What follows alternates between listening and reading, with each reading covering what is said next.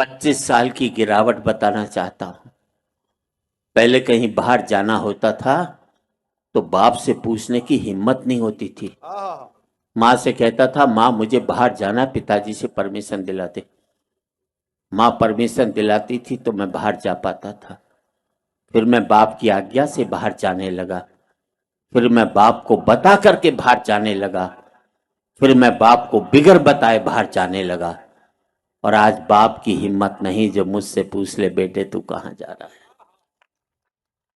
पहले मैं माँ बाप के साथ रहता था, माँ बाप मेरे साथ रहते। फिर हमने बना लिया एक मकान, एक एक कमरा अपने लिए, एक एक कमरा बच्चों के लिए, एक रीडिंग रूम, एक वो बाहर छोटा सा ड्राइंग रूम उन लोगों के लिए जो मेरे आगे हाथ जोड़ते थे, एक वो अंदर बड़ा सा ड्राइंग रूम उन लोगों के लिए जिनके आगे मैं हाथ जोड़ता हूँ। बहुत अच्छे हाजी, वाह वाह वाह। पहले मैं फुसफुसाता था तो घर के लोग जाग जाते थे। करवट भी बदलता था तो घर के लोग सो नहीं पाते थे। और अब जिन दरारों की वजह से दीवारें बनी थी, उन दीवारों में भी दरारें पड़ गई।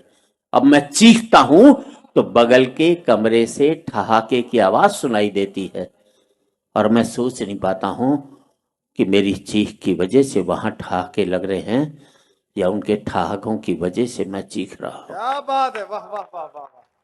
आदमी पहुंच गया चांद तक, बड़ी तरक्की की साहब। अनपढ़ थे तो सरदार पटेल को चुनते थे, पढ़े लिखे हो गए तो फूलन देवी को चुन करके भेजते। बहुत अच्छे, बहुत आदमी पहुंच गया चांद तक, बड़ी तरक्की की साहब। चांद को छूने में घमंड महसूस करते हैं और माँ बाप के पांव छूने में शर्म महसूस करते हैं। आदमी पहुंच गया चांद तक, पहुंचना चाहता है मंगल तक, खोजना चाहता है सूर्य के रहस्य, लेकिन नहीं पहुंचता भाई के दरवाजे तक। और आज इस समृद्धि की ऊंचाई पर बैठकर मैं सोचता हूं इसके लिए मैंने कितनी बड़ी खो दी ये खाइयां। क्या बात है, वाह। अंतिम पंक्तियां हैं, बात अच्छी लगे तो एक एक व्यक्ति की तालियां चाहूंगा।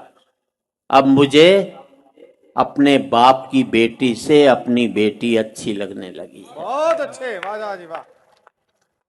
अब मुझे अपने बाप की बेटी से अपनी बेटी अच्छी लगने लगी है।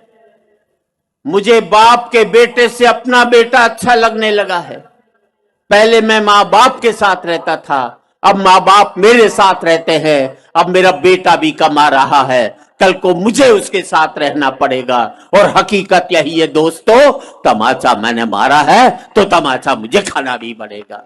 वाह वाह वाह वाह वाह वाह। आज इस पावन मन से मैं इतना ही कहना चाहता हूं युवा पीढ़ी से, जिंदगी भर माँ बाप के साथ रहना ताकि आपके बच्चे जिंदगी भर आपके साथ रह सकें। क्या बात है, क्या बात। हो सकता है नौकरी और व्यापार की वजह से आप शारीरिक रूप से साथ न रह पाए, पर जिंदगी भर मानसिक रूप से माँ बाप के साथ रहोगे बहुत तो अच्छा। आपके बच्चे भी जिंदगी भर आपके साथ रहेंगे।